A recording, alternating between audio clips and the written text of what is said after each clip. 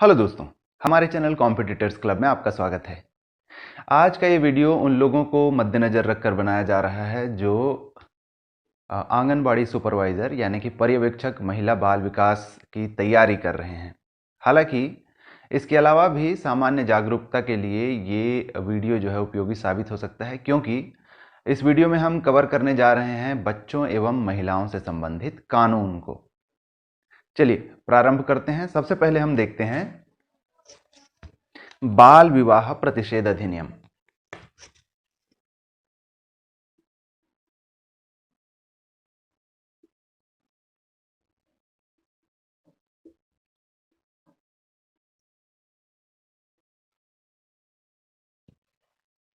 बाल विवाह प्रतिषेध अधिनियम ये आया था 2006 में। देखिए, क्योंकि हम कानून की पढ़ाई यहाँ पर नहीं कर रहे हैं, कहने का मतलब है कि ये जो पढ़ाई है, ये जो परीक्षा होने वाली है सुपरवाइजर की, उसके मद्देनजर कर रहे हैं। तो एक सुपरवाइजर से इन कानूनों के बारे में क्या जानने की अपेक्षा की जाती है कि मोटा मोटी ये कानून जो है किससे डील करते हैं, किनको सुरक्षा प्रदान करते हैं, किस प्रकार के अपराध से सुरक्षा प्रदान करते हैं, और अगर ऐसा कोई अपराध संज्ञान में आता है तो उसको लेकर कहाँ पर शिकायत की जाए, कैसे पीड़ितों को सुरक्षा प्रदान की जाए, मोटा मोटी एक विधि क्या है इसके अंतर्गत कानून से सुरक्षा प्राप्त करने की। तो बहुत डीप में आपको बहुत सारी धाराएं वगैरह जानने की आपको ज़रूरत नहीं है, उनके बारे में एक मोटा मोटी प्रारूप आपको जानने की आवश्यकता है, और जो प्रश्न है वो भी उसी प्रकार से पूछे जाएंगे। तो किन किन बातों को आपको ध्यान रखना है? सबसे पहले तो आपको ये ध्यान रखना है कि अधिनियम जो है किस साल में अधिनियमित हुआ, कब से प्रभावी हुआ। तो बाल विवाह प्रतिषेध अधिनियम, जैसा नाम से पता चल रहा है, 2006 का ये अधिनियम है, और लागू जो हुआ था ये हुआ था 1 नवंबर 2007 से। प्रभाव क्षेत्र क्या है? प्रभाव क्षेत्र का मतलब देश के किन किन हिस्सों पर ये लागू होता है। तो प्रभाव क्षेत्र की अगर हम बात करें तो ध्यान देंगे, बाल विवाह से संबंधित ये अधिनियम है, प्रतिषेध करता है यानी बाल विवाह को रोकता है। तो संपूर्ण भारत में ये लागू होता है एक्सेप्ट 2 जगहों को छोड़कर। एक तो पहला जो है जम्मू एंड कश्मीर और पांडिचेरी जो यूनियन टेरिटरी क्षेत्र है, क्योंकि पांडिचेरी में जो है विवाह का वहाँ का स्थानीय नियम जो है लागू होता है, जो फ्रांसीसी कानून से संबंधित है। तो जम्मू कश्मीर और पांडिचेरी को छोड़कर समस्त भारत इसका प्रभाव क्षेत्र है। उद्देश्य क्या है? जैसा नाम से पता चल रहा है,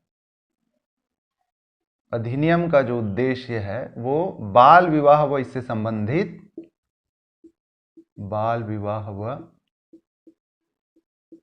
संबंधित मामलों पर पूर्ण प्रतिबंध,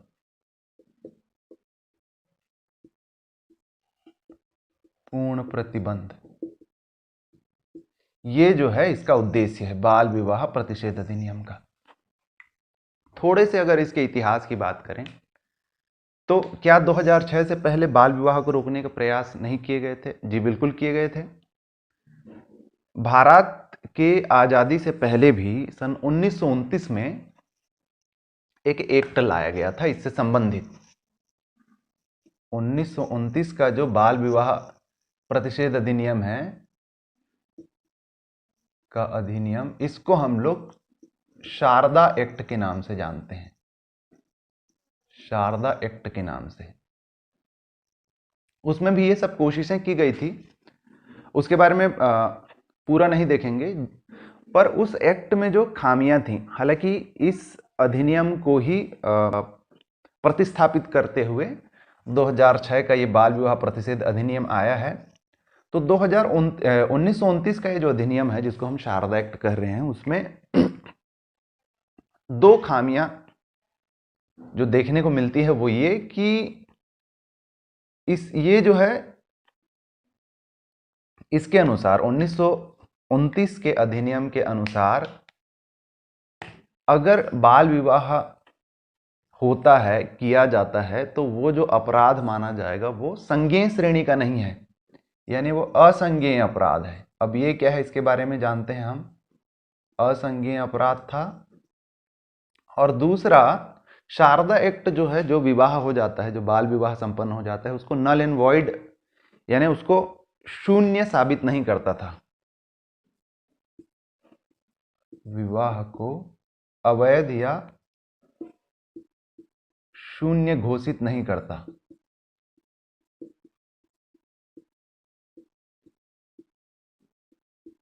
ये दो प्रमुख जो खामियां नजर आती है शारदा एक्ट में। असंज्ञेय या संज्ञेय अपराध का क्या मतलब है?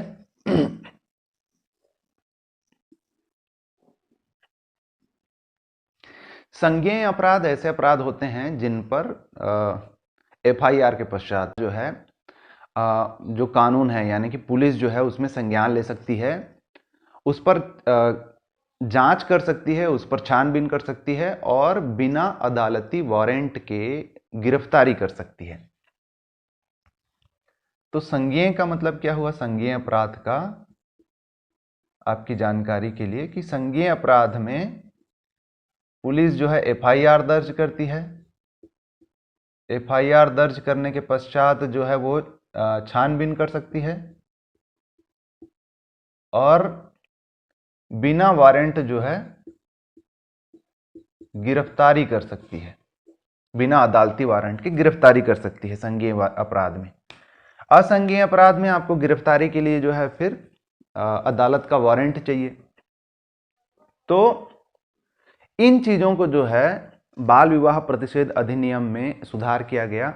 तो अब जो ये अपराध है बाल विवाह प्रतिषेध अधिनियम 2006 के अनुसार, तो ये जो अपराध है इसमें संज्ञेय और गैर जमानती अपराध है।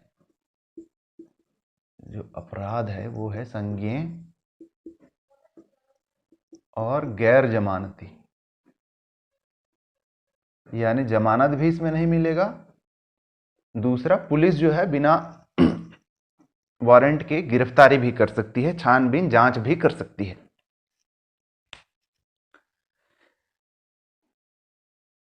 बाल विवाह से क्या मतलब है? बाल विवाह से मतलब है कि कानून में, भारत के कानून के अनुसार जो भी बालिग होने की, यानी विवाह की जो भी उम्र तय की गई है, पहले ये थी पुरुष के लिए 21 साल और महिलाओं के लिए 18 साल। अभी हाल ही में इसमें परिवर्तन किया गया है, ध्यान रखेंगे।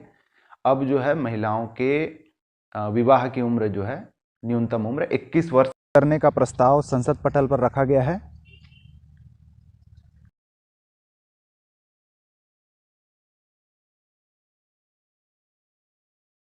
महिलाओं के विवाह की न्यूनतम उम्र 21 वर्ष। अगर ये कानून पास हो गया तो थोड़े समय में ये जो है कानूनन 21 वर्ष हो जाएगा। तो तब के अनुसार अगर 18 वर्ष से कम उम्र की बालिका इस अधिनियम के अनुसार और 21 वर्ष से कम उम्र के बालक, यानी पुरुष और महिलाएं अगर विवाह करते हैं, तब उसे बाल विवाह माना जाएगा। अब इसमें फिर सजा क्या है? अगर बाल विवाह होना पाया जाता है तब इसमें क्या सजा है? इसमें जो है 2 साल की कठोर कारावास की सजा है। कठोर कारावास। इसके अलावा, इसके साथ में या फिर इसके अलावा जो है, यानी कि ऑब्लिक या प्लस जो है 1 लाख तक का जुर्माना भी लगाया जा सकता है। ये साथ भी हो सकता है, ये अलावा भी हो सकता है, ध्यान देंगे। यानी 2 साल के कठोर कारावास की सजा या 1 लाख का जुर्माना या फिर दोनों, ये सजा जो है इसमें हो सकती है। ये सजा किनको हो सकती है? तो ध्यान देंगे, ये सजा हो सकती है वयस्क पुरुष है यदि, जो नाबालिग लड़की से शादी करता है, या उसके नाते रिश्तेदार हैं, पुरुष के अभिभावक आदि हैं, या महिला के भी जो हैं अभिभावक हैं, जो इस शादी में संलिप्त होते हैं, इस शादी में भाग लेते हैं या ये शादी को करवाते हैं, तो उन्हें यानी कि वयस्क पुरुष या विवाह में सहायक जो भी नाते रिश्तेदार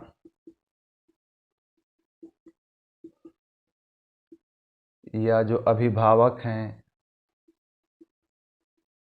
मतलब पालक हैं आदि जो हैं, इसमें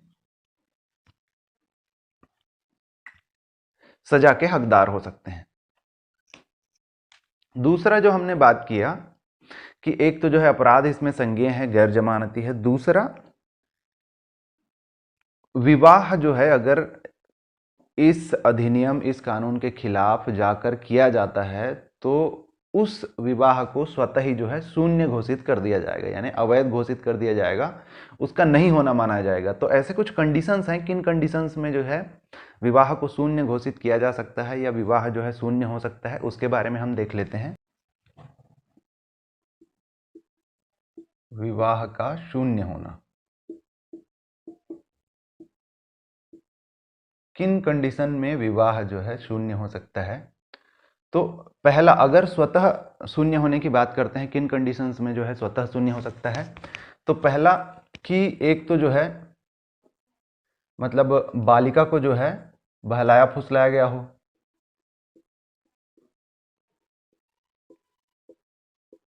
बहला फुसलाकर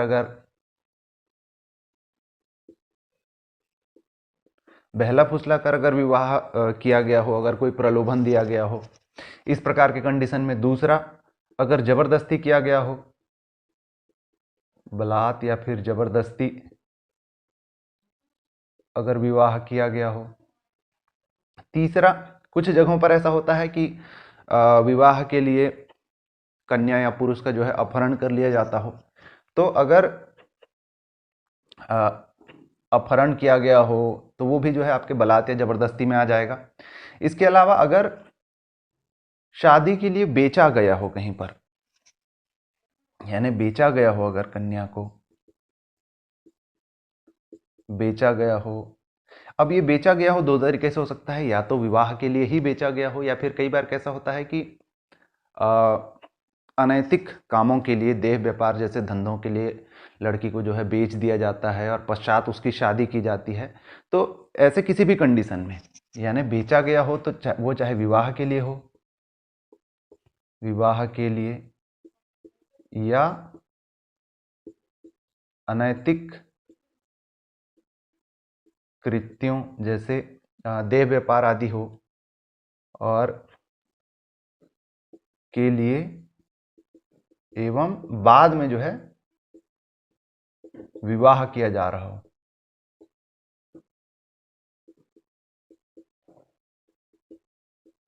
ये सारे कंडीशंस में जो है विवाह स्वतः शून्य घोषित कर दिया जाता है, अगर पाया जाता है कि इनमें से कोई भी एक कंडीशन लागू हुआ हो, कि मतलब या तो बालिका को कोई प्रलोभन दिया गया हो, या फिर उसके साथ जोर जबरदस्ती की जा रही हो पालकों द्वारा या फिर नाते रिश्तेदार द्वारा, जिनके भी द्वारा, या फिर उसको इस पर्पस के लिए यानी शादी के लिए या फिर किसी अनैतिक कार्य के लिए बेचा गया हो और पश्चात उसकी शादी की जा रही हो। इन सारे कंडीशंस में विवाह जो है शून्य हो जाता है, स्वतः शून्य हो जाता है।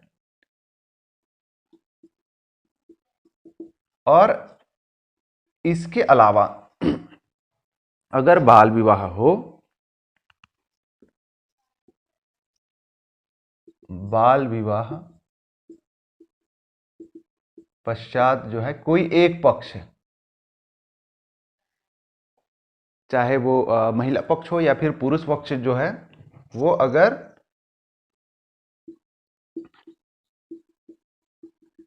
पक्ष द्वारा न्यायालय में याचिका दायर की जाए, अगर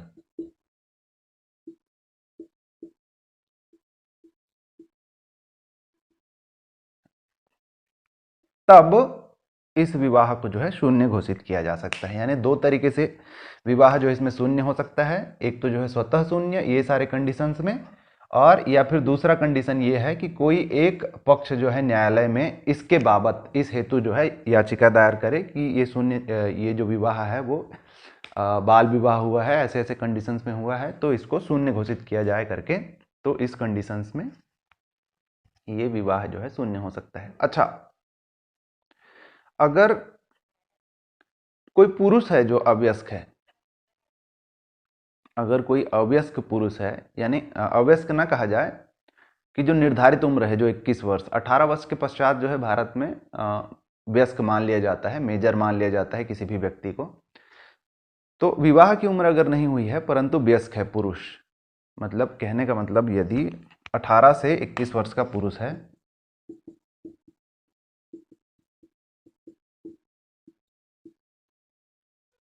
वो यदि पाया जाता है कि बाल विवाह में संलिप्त हुआ है तो क्या उसे सजा हो सकती है? इसका आंसर है नहीं। अगर वयस्क है पुरुष लेकिन जो कानूनन उम्र है 21 वो पूरी नहीं हुई है, और ऐसे पुरुष का यदि बाल विवाह में संलिप्त होना पाया जाता है या बाल विवाह में भाग लेना पाया जाता है तो उसे सजा नहीं होगी, दंड योग्य नहीं है। ये इसका जो है सुप्रीम कोर्ट ने इसकी व्याख्या की है अपने एक फैसले में। तो ये सारी चीजें अपने को याद रखनी है। बाल विवाह प्रतिषेध अधिनियम हमने देखा कौन से ईयर में लागू हुआ, कौन कौन सा इसका प्रभाव क्षेत्र है, सजा कितनी हो सकती है आपको ध्यान रखना है, किन कंडीशंस में जो है विवाह स्वतः शून्य हो सकता है या शून्य करने के लिए कोई एक पक्ष जो है न्यायालय में जाकर याचिका दायर कर सकता है, अपराध जो है वो संज्ञेय है, गैर जमानती है। ये सारी चीजें अपने को ध्यान रखनी है। अगला अधिनियम हम देखते हैं दहेज प्रथा निषेध अधिनियम। दहेज प्रतिषेध अधिनियम 1961। सबसे पहले हम समझ लेते हैं दहेज का अर्थ क्या है। दहेज का जो अर्थ है, कोई भी संपत्ति या फिर कोई भी बहुमूल्य प्रतिभूति, कोई संपत्ति या बहुमूल्य प्रतिभूति जो विवाह के समय या पश्चात जो है देना या देने के लिए सहमत होना, ये जो है दहेज कहलाता है। यानी वो कोई संपत्ति हो सकता है, कोई बहुमूल्य चीज हो सकती है, रत्न आभूषण आदि हो सकते हैं, जमीन जायदाद हो सकता है, उसको या तो शादी के समय देना या शादी के बाद में देने के लिए सहमत होना, रजामंद होना, यह कहलाता है दहेज।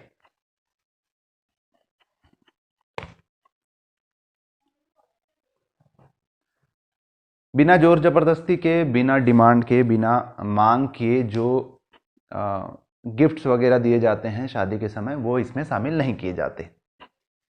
क्या शामिल नहीं होता? कि शादी के समय वर वधू को बिना मांगे दिया हुआ उपहार इसमें शामिल नहीं है।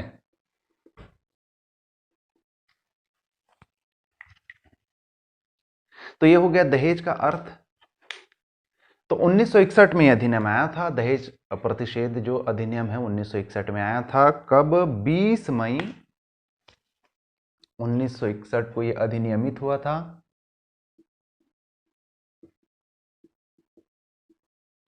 20 मई 1961 को लागू कब से हुआ, यानी प्रभावशील कब से हुआ? तो लागू हुआ ये 1 जुलाई 1961 से।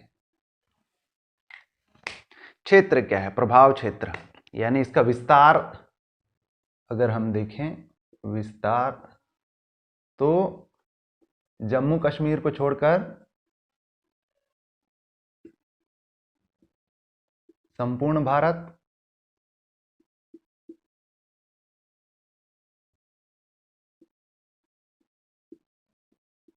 अच्छा एक और चीज इसमें देख लीजिएगा कि मुस्लिम विवाह में मेहर की रकम अदा की जाती है, तो मुस्लिम विवाह का जो मेहर की रकम है वो इसमें शामिल नहीं होता। मेहर की रकम भी जो है इसमें शामिल नहीं है। ये उनका रस्म होता है मुस्लिम विवाह में, मेहर की रकम जो है अदा की जाती है, उसे भी दहेज में नहीं माना जाता। तो जम्मू कश्मीर को छोड़कर संपूर्ण भारत में ये जो है प्रभावशील है दहेज प्रतिषेध अधिनियम जो 1961 है। अब कुछ चीज़ों पर ध्यान देंगे जो इससे संबंधित है, जैसे शिकायत अधिकारी कौन है, कहाँ पे शिकायत कर सकते हैं, कब कब शिकायत कर सकते हैं।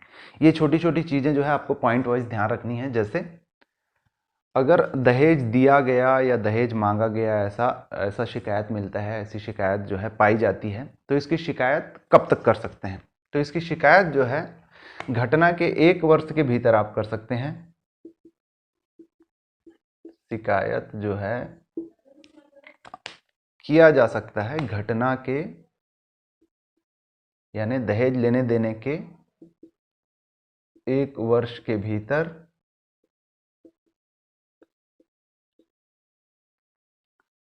अगर शिकायत सही पाई गई तो सजा क्या हो सकती है इसमें। अब सजा ध्यान देंगे, क्योंकि इसमें बहुत सारे पक्ष जो है इन्वॉल्व हो सकते हैं। यानी एक तो जो है डायरेक्ट दहेज लेने वाला, वर पक्ष अगर ले रहा है तो वर हो गया वो। दूसरे और कौन से पक्ष इसमें इन्वॉल्व हो सकते हैं कि उसके अभिभावक हैं, माता पिता हैं अगर दहेज का मांग करते हैं, या अगर माता पिता या वर जो है इसमें डायरेक्ट इन्वॉल्व नहीं होता तो उसके नाते रिश्तेदार भी हो सकते हैं जो प्रत्यक्ष या अप्रत्यक्ष रूप से इस चीज़ के लिए दबाव डाल सकते हैं। तो सब चीज़ के लिए अलग अलग प्रकार की सजाएं हैं, उसको हम देख लेते हैं। जैसे लेने देने वाले जो हैं, यानी आपके लेने देने वाले जो पक्ष हैं उनके लिए जो सजा है वो अलग है। तो कम से कम 5 वर्ष का कारावास है इसमें, ध्यान देंगे। कम से कम 5 वर्ष का कारावास है। इसके अलावा 15,000 तक जो है वो 15,000 या दहेज की जो रकम है जो भी अधिक हो, 15,000 या दहेज की रकम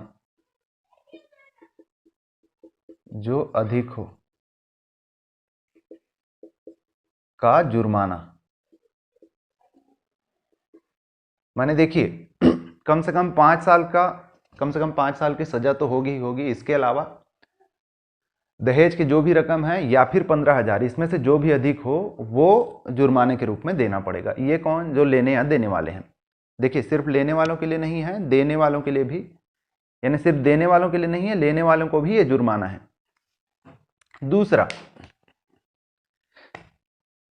ये तो तब हो गया जब दहेज लिया या दिया गया। अगर मांग की गई, दहेज की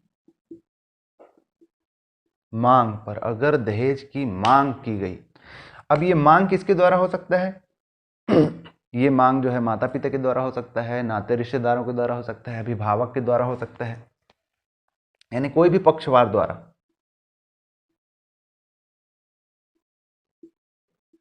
माता पिता या पक्षकार द्वारा। कई बार तीसरा पक्ष इन्वॉल्व होता है शादी विवाह और दहेज आदि के लिए। तो अगर किसी भी पक्षकार द्वारा या माता पिता अभिभावक द्वारा इस प्रकार की मांग की गई तो कम से कम 6 माह अधिकतम 2 वर्ष, कम से कम 6 माह और अधिकतम 2 वर्ष ये कारावास। इसके अलावा इसके साथ भी हो सकता है या इसके अलावा भी हो सकता है, इसलिए मैं कर रहा हूं ऑब्लिक या प्लस, यानी कम से कम 6 माह अधिकतम 2 वर्ष की कारावास तो होगी ही, इसके साथ में भी या इसके अलावा जो है 15,000 तक का जुर्माना लग सकता है।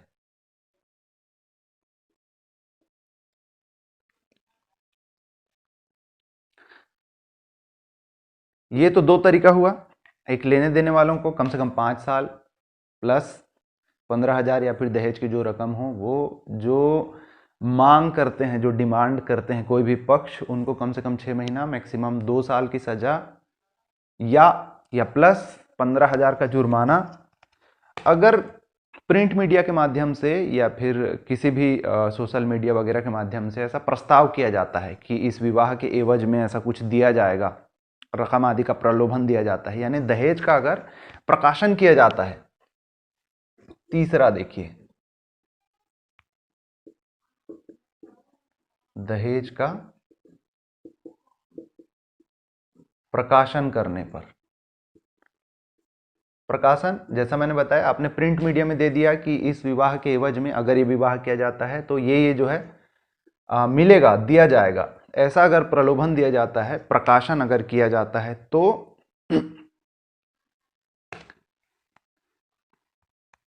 कम से कम 6 महीने और अधिकतम 5 वर्ष, कम से कम 6 माह और अधिकतम जो है 5 वर्ष कारावास।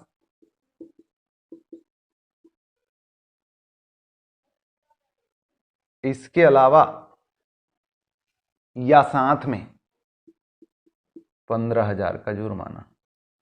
तो जहां पर ऑब्लिक या प्लस में किया हूं, उसका मतलब इनमें से कोई एक चीज हो सकता है या फिर दोनों चीजें साथ साथ चल सकती हैं, यानी कि या तो 15,000 का जुर्माना हो या फिर ये सजा हो, या तो दोनों चीजें एक साथ हो। तो ये 3 प्रकार के व्यवहार करने पर दहेज प्रतिषेध अधिनियम 1961 के अनुसार जो है इस प्रकार की सजाएं हो सकती हैं।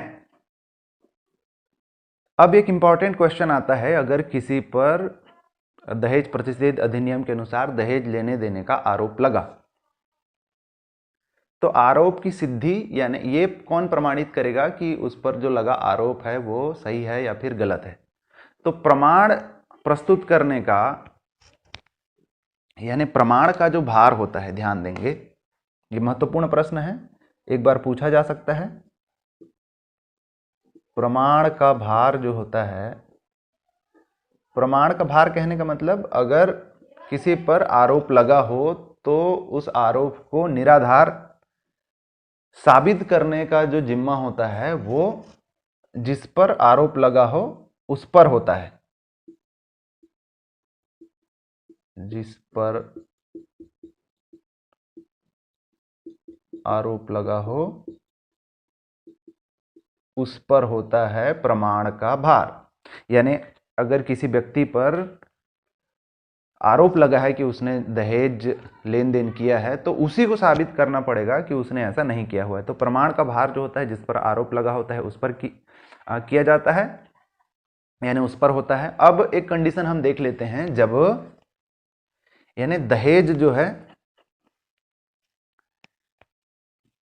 लिया या दिया जा चुका, और ऐसी स्थिति में अगर कुछ कंडीशंस ऐसे आए कि दहेज पर अगर संपत्ति ली गई हो, तो एक तो ये करना होता है कि एक तय समय के अंदर जो है उस संपत्ति को जो विवाहित महिला होती है उसको स्थानांतरित करना होता है। कितने समय पे स्थानांतरित करना हो ये इंपॉर्टेंट है। दूसरा, अगर वो उस महिला की जो है मृत्यु हो जाए बिना वारिस के या वारिस के साथ, तो उस कंडीशन में क्या होता है, ये कुछ चीजें हमको ध्यान रखनी है।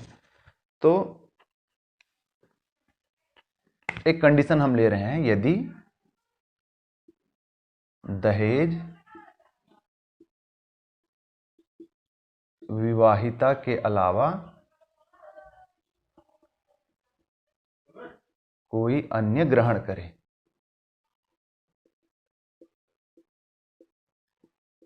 तो इस कंडीशन में क्या होता है कि 3 माह के भीतर, पहला 3 माह के भीतर जो है, ये समय ध्यान रखेंगे, 3 माह के भीतर जो भी संपत्ति है वो विवाहिता को अंतरित करना है। 3 माह के भीतर जो भी दहेज की संपत्ति है वो विवाहिता को अंतरित करे।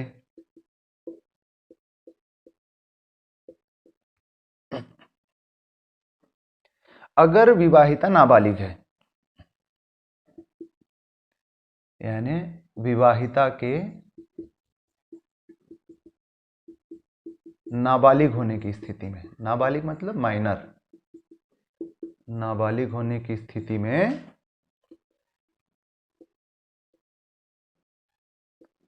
बालिग होने के 1 वर्ष के भीतर,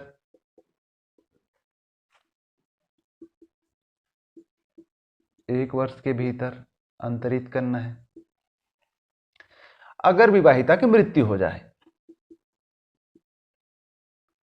अगर विवाहिता की मृत्यु हो जाए तब उसके अभिभावक को, उस कंडीशन में उसके अभिभावक को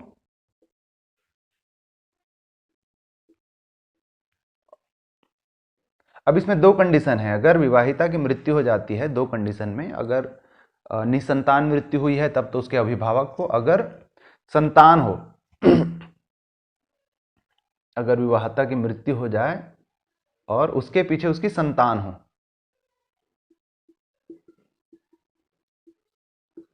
संतान हो तब संतान को।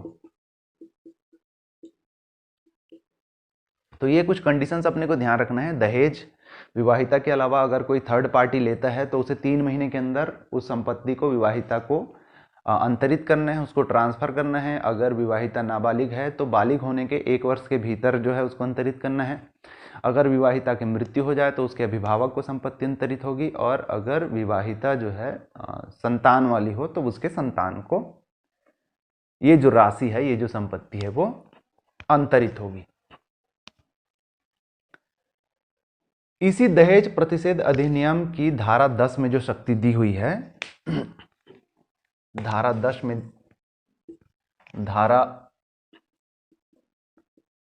में प्रदत्त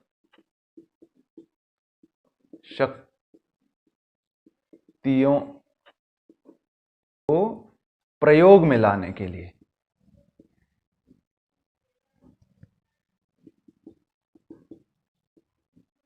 हेतु छत्तीसगढ़ सरकार ने दहेज प्रतिषेध नियम 2004 लागू किया है। तो दहेज प्रतिषेध नियम जो बना है 2004, वो दहेज प्रतिषेध अधिनियम 1961 में जो शक्तियां दी गई हैं राज्य को, उसके आधार पर राज्य सरकार ने बनाए हैं। अच्छा, ऐसी कोई घटना होती है, अगर पता चलता है, ये शिकायत जो है कोई भी कर सकता है, यानी जरूरी नहीं है कि कोई एक पार्टी ही इसकी शिकायत करे, कोई तीसरा व्यक्ति भी जो है इसकी शिकायत कर सकता है। तो ऐसी अगर कोई घटना नज़र में आती है और उसकी शिकायत करनी हो तो कहाँ पे शिकायत कर सकती है? इसके लिए क्या है, कुछ अधिकारी नियुक्त किए गए हैं जिनको दहेज प्रतिषेध अधिकारी कहा जाता है। दहेज प्रतिषेध अधिकारी। ध्यान देंगे, ये जो दहेज प्रतिषेध अधिकारी हैं, जो भी अधिनियम की अगर हम बात कर रहे हैं, जैसे जिस भी अधिनियम की हम बात करेंगे घरेलू हिंसा, तो घरेलू हिंसा प्रतिषेध अधिकारी, जो दहेज की बात कर रहे हैं तो दहेज प्रतिषेध अधिकारी। इनसे संबंधित जो अधिकारी नियुक्त किए गए हैं, सामान्य तौर पर ध्यान देंगे तो महिला बाल विकास से संबंधित जो भी अधिकारी हैं, चाहे वो परियोजना स्तर पर हो या वो जिला स्तर पर हो, इन्हीं को सामान्य तौर पर नियुक्त किया गया है। तो इनसे संबंधित प्रश्न भी पूछा जा सकता है। जैसे दहेज प्रतिषेध अधिकारी की अगर हम बात करें तो आपके CDPO यानी जिसको बाल विकास परियोजना अधिकारी कहते हैं, उसके अलावा जो है आपके district women and child development officer DWCDO, या इसके अलावा जो है आपके डिस्ट्रिक्ट प्रोग्रामिंग ऑफिसर हैं DPO,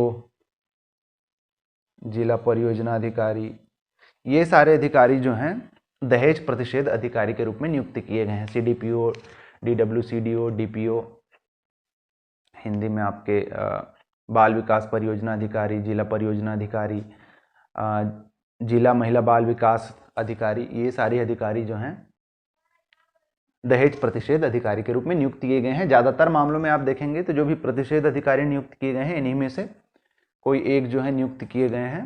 कोई कोई चीज़ों में हम देखेंगे कि जो जिला कलेक्टर हैं या जिला डिस्ट्रिक्ट मजिस्ट्रेट हैं या उनके ना होने के स्थिति में जो डिप्टी कलेक्टर वगैरह हैं, वो भी जो है प्रतिषेध अधिकारी के रूप में नियुक्त होते हैं। पर सामान्य तौर पे जो आपके CDPO, आपके DPO, DWCDO हैं, यही सब जो है प्रतिषेध अधिकारी होते हैं।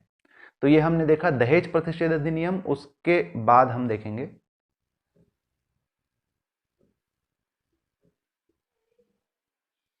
टोनही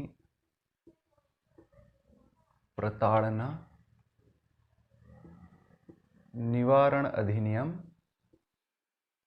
2005।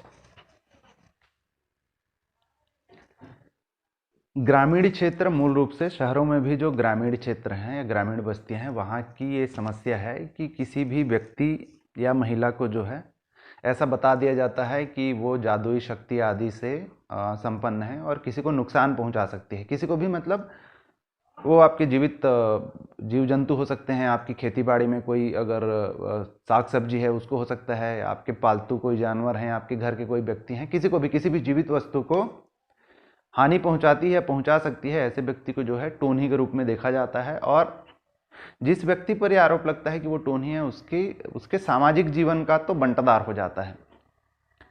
तो टोन्ही प्रताड़ना यानी टोन्ही से संबंधित अगर कोई व्यक्ति टोन्ही कहकर जो है प्रताड़ित होता है तो उसके खिलाफ निवारण का, उसके खिलाफ सुरक्षा का उसको जो अधिकार है, ये अधिनियम प्रदान करता है। 30 सितंबर 2005 से ये लागू है संपूर्ण छत्तीसगढ़ में। इसका जो विस्तार है संपूर्ण छत्तीसगढ़ में कब से लागू है, ये ध्यान देंगे। ये सारे डेट्स वगैरह जो हैं महत्वपूर्ण है। 30 सितंबर 2005 से।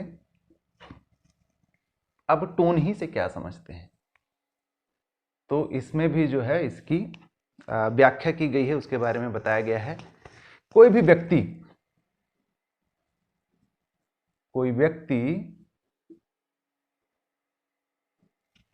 जिसके बारे में कहा जाए कि जिसके विषय में कहा जाए कि वह जीवित वस्तुओं से, मतलब जैसा अभी मैंने बताया, जीवित वस्तु कोई भी हो सकती है, आपकी साग भाजी भी हो सकती है। जीवित वस्तुओं को काला जादू या मंत्र, काला जादू, मंत्र, टोना टोटका, बुरी नजर अथवा कोई भी अन्य तरीके से हानि पहुंचाता है या पहुंचाने की शक्ति रखता है, पहुंचाता है या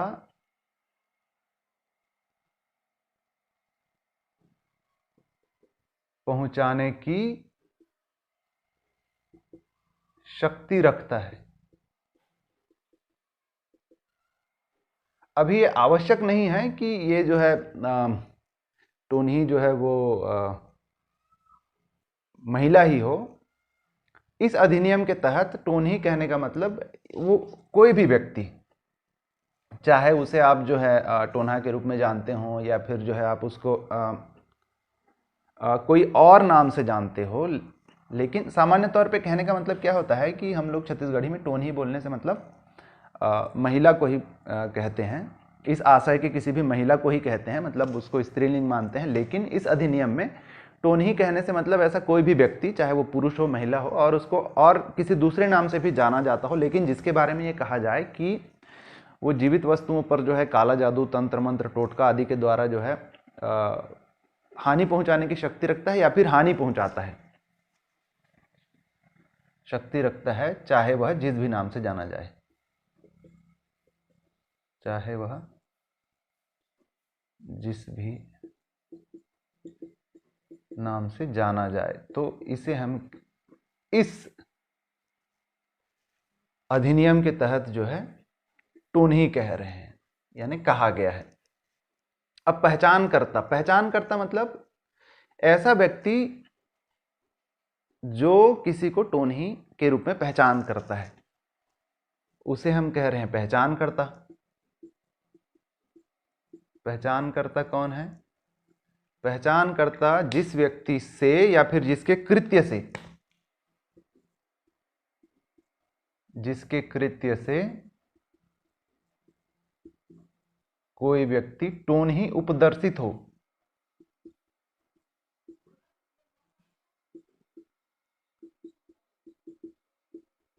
यानी ऐसा व्यक्ति जो किसी भी तरीके से किसी व्यक्ति को इंगित कर रहा है, बता रहा है कि वो टोनी है। वो किसी भी तरीके से हो सकता है, मौखिक रूप से हो सकता है, या फिर सीधा उसके ऊपर आरोप ही लगा दे, या फिर कहीं पर जो है कानाफूसी करके बताए। तो वो व्यक्ति जिसके द्वारा कोई दूसरा व्यक्ति जो है टोनी के रूप में प्रदर्शित हो रहा हो, चिन्हित हो रहा हो, वो व्यक्ति कहलाता है पहचानकर्ता। और ओझा या फिर जिसको हम लोग बैगा जानते हैं, इस अधिनियम में वो ओझा के नाम से जो है पहचान किया हुआ है। तो ओझा कौन है? ओझा कोई भी व्यक्ति जो दावा करता है कि व्यक्ति जो दावा करता है कि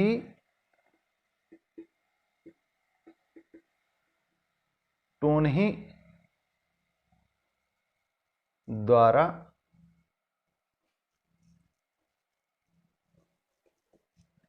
कि उसमें झाड़ फूंक या तंत्र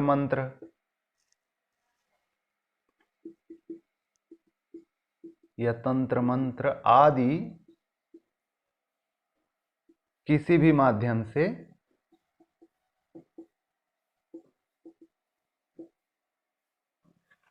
टोनही द्वारा प्रभावित चीजों को ठीक करने की, उनमें सुधार करने की या उस प्रभाव को नल करने की शक्ति रखता है। किसी भी माध्यम से टोनही द्वारा प्रभावित चीजों को उपचारित करने की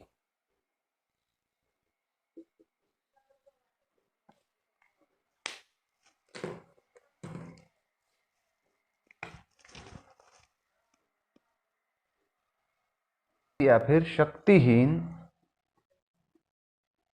करने की क्षमता है। तो टोनही के रूप में कोई व्यक्ति अगर किसी को इंगित करता है तो वो पहचान करता हुआ। ओझा कौन व्यक्ति है? जो ये दावा करे कि टोनही ने जो भी काम किया हुआ है, जो भी असर, जो भी प्रभाव पैदा किया है, उसको वो नल करने की, उसको शक्तिहीन करने की, उसको प्रभावहीन करने की क्षमता वो व्यक्ति रखता है। वो चाहे किसी भी माध्यम से हो, झाड़ फूंक के द्वारा हो या फिर जो है तंत्र मंत्र के द्वारा हो। तो जो भी ऐसा दावा करता है, टोनही के शक्ति को प्रभावहीन करने का दावा जो भी व्यक्ति करता है, उसको इसमें, इस अधिनियम में ओझा कहा गया है। अब चलिए दंड की बात करते हैं। सबसे पहला तो जो इसकी प्रकृति है, अपराध की प्रकृति है, अपराध की प्रकृति जो है ये है आपका संज्ञेय, गैर जमानती। संज्ञेय असंज्ञेय अपराध क्या होता है इसके बारे में हम बात कर चुके हैं। और इसमें फिर दंड क्या है, तो दंड की अगर हम बात करें तो पहचानकर्ता को, जो पहचान करे उसे 3 वर्ष का कठोर कारावास है। 3 वर्ष का कठोर कारावास, ध्यान देंगे भाई, कठोर कारावास प्लस जुर्माना। जुर्माना यानी अर्थदंड। ये तो पहचान करते के हो गई। अगर कोई प्रताड़ित करता है, प्रताड़ित करने वाले को, ये तो पहचान करते की हो गई। अगर कोई प्रताड़ित करता है, प्रताड़ित कहने का मतलब प्रताड़ित जो है किसी भी तरीके से हो सकता है। शारीरिक रूप से प्रताड़ित करना हो सकता है, मानसिक रूप से हो सकता है, सामाजिक रूप से बहिष्कृत कर दिया जाए तो वो भी मानसिक वेदना, सामाजिक आर्थिक दोनों तरीके से वो जो है प्रताड़ित होना हो। तो अगर प्रताड़ित करना पाया जाता है तो जो भी प्रताड़ित करता है उसके लिए दंड है अधिकतम 5 वर्ष का कठोर कारावास। पहचानकर्ता के लिए तो है ही 3 वर्ष का कठोर कारावास, पर प्रताड़ितकर्ता के लिए है 5 वर्ष। 5 वर्ष का कारावास प्लस जुर्माना।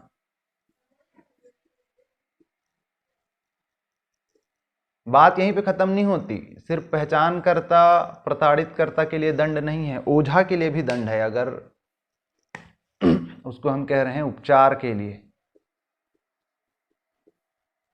यानी ओझा के लिए दंड है। उपचारकर्ता के लिए दंड क्या है, ये भी है मैक्सिमम 5 वर्ष।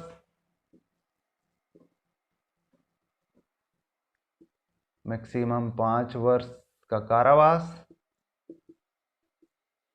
प्लस जुर्माना। अब देखिए, ऐसा भी तो हो सकता है कि कोई व्यक्ति स्वयं को टोनही होना घोषित करे ताकि उसका वो जो है किसी भी तरीके से लाभ ले सके। यानी अगर आपसे लोग जो है भय खाने लगे तो आप उस किसी तरीके से, किसी मीन से आप उसका लाभ ले सकते हैं।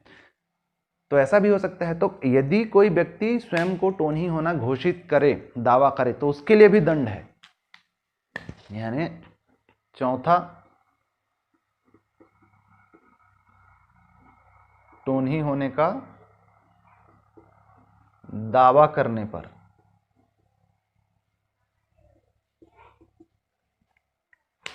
अगर कोई व्यक्ति ऐसा दावा करता है कि मैं टोनही हूं, तो उसको जो है मैक्सिमम 1 वर्ष का कारावास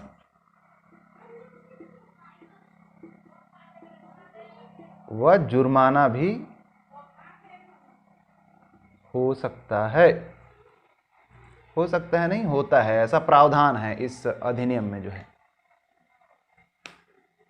तो ये सारी चीजें हमने देखी छत्तीसगढ़ टोनही प्रताड़ना निवारण अधिनियम 2005 के बारे में। अच्छा, इसका जो भी निर्णय होता है, यानी टोनही प्रताड़ना से संबंधित जो भी मामले हैं उनका जो निर्णय होता है, उसका निर्णय होता है प्रथम श्रेणी न्यायिक दंडाधिकारी। इसका जो निर्णय होता है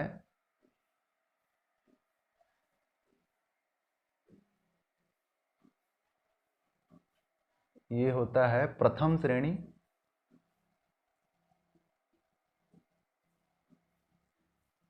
न्यायिक दंडाधिकारी के समक्ष। और एक चीज जो इससे संबंधित याद रखना है वो ये कि इसकी सुनवाई जो है फिर सिविल न्यायालय में नहीं होती। ये पॉइंट इंपॉर्टेंट है कि इसका जो निर्णय है प्रथम श्रेणी न्यायिक दंडाधिकारी के समक्ष होता है, जिसकी जो सुनवाई है फिर सिविल न्यायालय में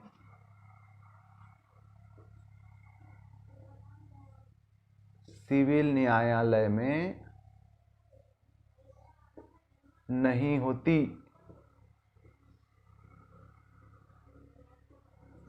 ये महत्वपूर्ण पॉइंट है, ध्यान देंगे। तो ये 3 अधिनियम हमने देखे आज की वीडियो में। कौन कौन से? पहला जो है बाल विवाह निषेध या बाल विवाह प्रतिषेध अधिनियम, दूसरा दहेज प्रथा प्रतिषेध, और तीसरा जो है टोन्ही प्रताड़ना निवारण अधिनियम 2005। इस वीडियो को हम कंटिन्यू करेंगे और अगले वीडियोस में हम शेष जो कानून हैं महिला एवं बालकों से संबंधित उनको कंप्लीट करेंगे। होप आज का ये वीडियो आपको समझ आया होगा, पसंद आया होगा। अगर हाँ तो इसे लाइक करें, अपने दोस्तों के साथ शेयर करें और हमारे चैनल कॉम्पिटिटर्स क्लब को सब्सक्राइब करें। Thank you.